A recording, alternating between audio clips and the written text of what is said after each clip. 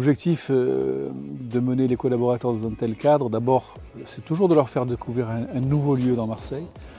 À chaque fois, on les amène sur des lieux où ils n'ont pas l'habitude d'aller. Et là, précisément, l'Artflex, c'était un lieu qu'ils ne connaissaient pas.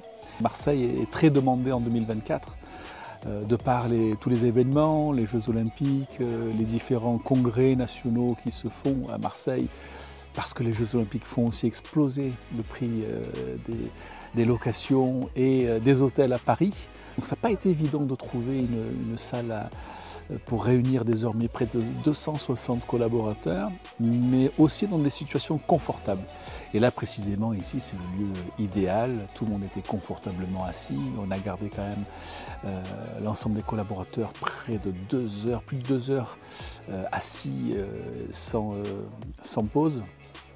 Et puis l'écran est incroyable, la technologie qui aujourd'hui est proposée dans un tel cadre donne une dimension différente à la photo, donne une dimension différente à tous les éléments de projection, dans une espèce de pénombre où les gens sont en immersion. Et puis de faire passer des messages par l'intermédiaire des différentes technologies, par la photo, par la présentation classique, par le film, par le sketch. On a fait passer plein de messages qui, en principe, ont beaucoup plus de mal à passer lorsqu'on se retrouve dans une réunion plus formelle.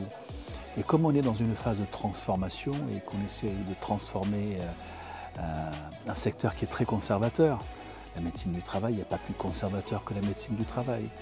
Donc il faut transformer ce secteur-là en douceur, de façon intelligente. Il faut les faire adhérer et non pas passer en force. Ça a permis de fédérer les équipes autour d'un projet et surtout, ça a permis de faire passer un grand nombre de messages d'une manière ludique et comprise par tous. Cette nouvelle année, pour nous, elle passe par une modification et le doublement de tous les organes de la direction générale. C'est-à-dire que chacun puisse se dire je vais pouvoir partir 2 jours en vacances sans être obligé d'ouvrir mes mails le matin à 7 h et de répondre le soir à 22 h. Donc tous les postes, que ce soit la partie médicale ou la partie direction générale ou la partie moyens généraux, doivent être doublés pour permettre une bonne sécurisation du GIMS. C'est en partant du GIMS qu'on a créé d'abord CARE 13 et puis après on a créé la fondation. Donc tout ça fait partie d'un tout. Le GIMS ne peut pas communiquer sur tout. La fondation et CARE 13 peut prendre le relais. Et CARE 13 fait une action qui est magnifique, qui va aider les entrepreneurs qui eux sont en grande difficulté, ce qui n'est pas la vocation du GIMS.